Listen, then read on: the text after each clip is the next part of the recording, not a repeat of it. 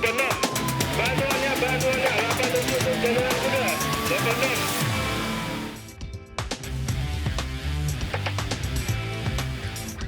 Kembali disergap investigasi, pemirsa seorang pelajar SMP dibunuh teman sekelasnya di Magelang, Jawa Tengah gara-gara handphone. Pelaku merencanakan pembunuhan menjebak korban berdalih belajar kelompok. Korban meminta pelaku mengembalikan handphone, pelaku juga merekayasa pembunuhan yang dilakukan.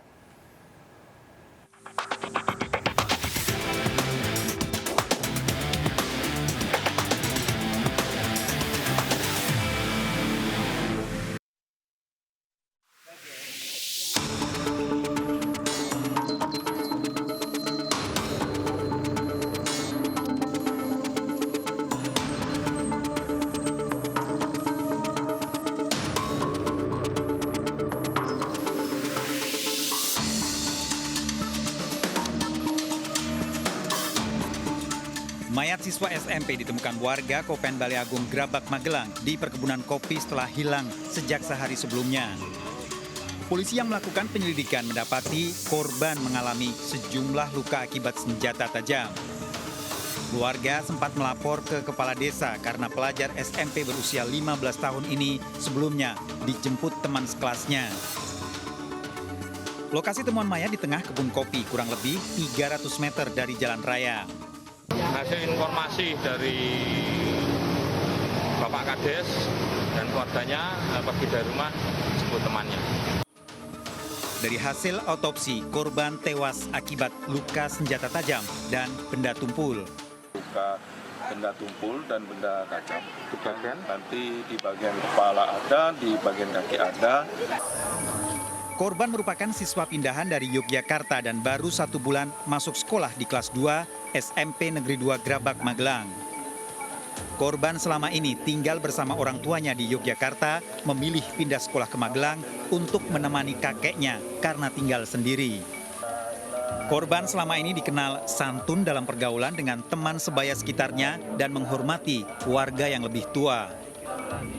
Warga sekitar sehari sebelumnya melihat korban dijemput teman sekolah. Kira-kira 4:30, 5 sore itu dijemput di rumahnya dengan alasan untuk belajar kelompok, kan? Tapi ternyata sampai malam kok tidak pulang dan kita mencari-cari. Seperti apa Pak? Anaknya pendiam, manis, tidak banyak. Dia pokoknya anak yang baik lah. Pak, kalau waktu menjemput itu ada berapa temannya itu Pak? Cuma 1. Setelah memeriksa sejumlah saksi, polisi menangkap teman korban yang ternyata usianya masih 13 tahun. Pelaku mengakui melakukan pembunuhan. Pamit kepada orang rumah untuk fotokopi. Jadi korban diajak pelaku menggunakan sepeda motor, berjalan. Kemudian di tengah jalan, pelaku yang sudah menyiapkan tempat di mana dia sudah menaruh senjata tajam berbelok ke arah itu. Kemudian di sana terjadi cekcok 2 orang itu karena korban merasa terancam, dia sempat memukul 2 kali kepada pelaku dan pelaku yang sudah menyiapkan sajam di sana mengambil dan langsung membacok korban. Kedua orang tua korban merupakan pedagang bakso di kota Yogyakarta. Sejak kecil, korban selalu diajari orang tuanya tentang keberanian, jujur, dan berbuat baik. Sikap korban yang dewasa membuat kedua orang tuanya percaya melepas pindah ke Magelang merawat kakeknya sambil belajar mandiri. Keluarga tak menyangka teman sekelasnya tega melakukan pembunuhan. Enggak tahu ya. Kesini ya baru hari Rabu itu kesini. Pamit, tapi dia nggak menyebutkan namanya Ilham, dia menyebutkan namanya Rudin, rumahnya Manggung. Katanya mau ngapain Bu itu? Mau ngeprint, mau ngerjain tugas. Ya kayak biasanya dia kalau ada tugas gitu langsung dikerjain. Korban sempat menceritakan pada orang tuanya kehilangan handphone. Kita paling cuman, ada temen, aku udah punya temen gitu. Jadi kehilangan HP. Kalau pernah cerita masalah kehilangan HP atau apa Bu? Ya pas hari Senin itu dia pulang sekolah jam 1 Dia pulang terus masuk ganti baju terus baru dia bilang kalau HP-nya hilang. Terus habis itu reaksi ibu gimana? Saya peluk, saya lus-lus itu kepalanya, dia kan sambil nangis. Salah satu saksi sempat melihat korban membersihkan darah. Jalan karena motornya macet, dia sempat mencuci tangannya di sebuah rumah dan ketemu sama seorang saksi. Di sana dia mencuci tangan dan oleh saksi ditanya, kok ada bercak darah di bajumu? Kemudian oleh pelaku dijawab, saya habis nolong orang kecelakaan di jalan. Kemudian ditanya lagi sama orang itu, terus orangnya gimana? Orangnya sudah dibawa ke rumah sakit. Hasil pemeriksaan polisi, tersangka mengakui mencuri handphone korban. Pelaku merasa kesal. Sebelumnya dia pernah kepergok mencuri handphone korban di kelas saat pelajaran agama, dan oleh korban dan teman-temannya pelaku sering diminta pertanggungjawaban untuk mengembalikan handphone itu. Meski masih di bawah umur, tersangka merencanakan pembunuhan. Pembunuh ya karena motifnya itu ya, dendam, sakit hati, karena sebelumnya merasa diolok-olok, terus mengembalikan handphone, diminta pertanggungjawaban, bukan hanya oleh korban tapi juga teman-teman korban. Kejadian berawal, WS, korban baru 1 bulan pindah sekolah di Grabak, Magelang. Pelaku IA, teman sekelasnya, mencuri handphone milik WS. WS memergoki IA mencuri handphonenya. WS kemudian menanyakan dan meminta IA untuk mengembalikan handphone. IA merasa malu karena kepergok mencuri handphone, kemudian merencanakan pembunuhan pada WS.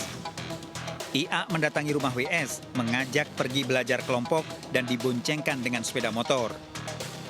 WS dibawa IA ke kebun kopi. Di perkebunan kopi, IA telah menyiapkan senjata tajam. IA dan WS kemudian bertengkar dan berkelahi. IA menganiaya WS dengan senjata tajam. WS telah mengalami luka, masih sempat mencoba kabur, namun dikejar IA. WS kemudian dianiaya hingga tewas. IA meninggalkan korban dan sempat mencuci bercak darah di rumah warga. IA berdalih baru menolong korban kecelakaan. Jatuh dan akhirnya meninggal dunia di lokasi. Untuk menghilangkan jejak, korban kemudian dipindah posisinya dari jalan setapak di tengah kebun ke arah tengah kebun. Dan setelah itu korban langsung ditinggal di sana oleh pelaku yang kemudian setelah itu langsung pulang. Tersangka terancam hukuman 15 tahun penjara, dijerat pasal pembunuhan berencana karena masih di bawah umur. Pemeriksaan tersangka dalam pendampingan.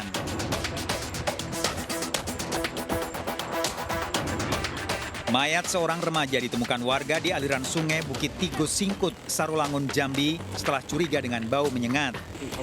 Saat ditemukan, mayat tertutup karung berisi pasir serta kayu. Polisi yang melakukan penyelidikan mengumpulkan barang bukti dari lokasi temuan mayat. Mayat tersebut ditimpa oleh karung berisi pasir, kemudian ditutup lagi dengan kayu. Setelah itu, setelah identifikasi tersebut, kami bawa jenazah tersebut ke rumah sakit. Setelah diotopsi, korban diketahui seorang siswa SMK yang selama ini tinggal di pondok pesantren. Keluarga korban selama 10 hari mencari dan telah melapor ke kantor polisi sejak pergi dijemput temannya. Keyakinan keluarga juga dari pakaian yang ditemukan identik milik korban. Setelah 3 pekan melakukan penyelidikan dan memeriksa saksi, polisi menangkap 2 dari 3 pelaku pembunuhan. Salah satu pelaku merupakan teman korban. Hasil pemeriksaan polisi, tersangka mengakui mengajak pergi korban sebelum melakukan pembunuhan.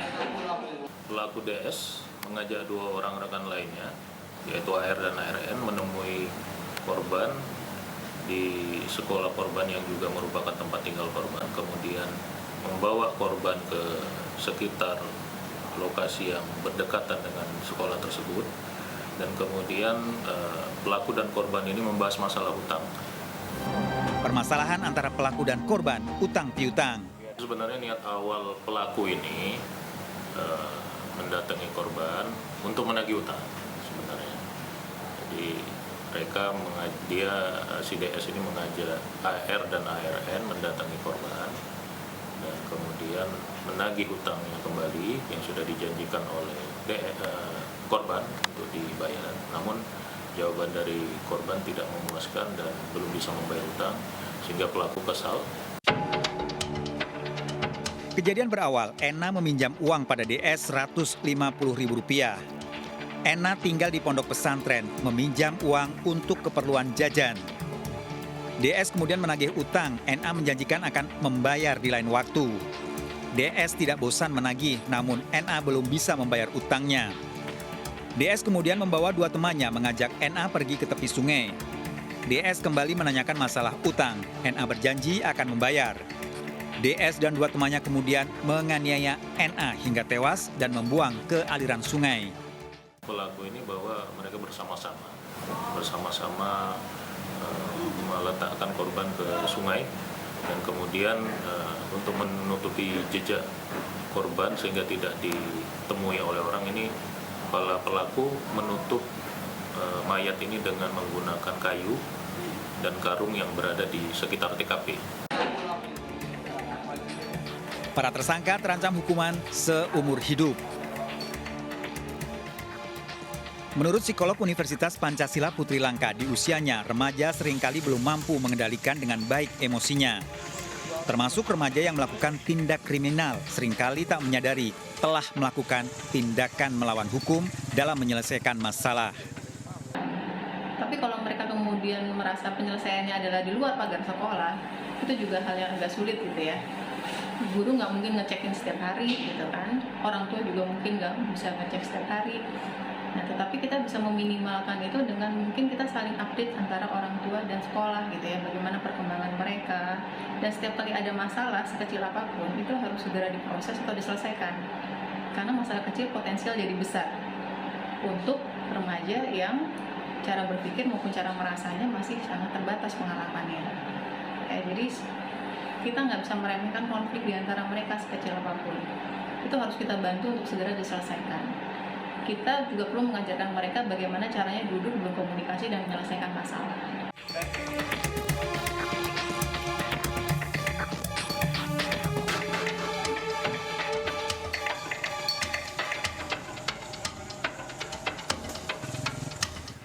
Seorang pengemudi ojek online mendapat permintaan mengubur janin aborsi. Ikuti informasi selengkapnya sesaat lagi, tetap di Sergap.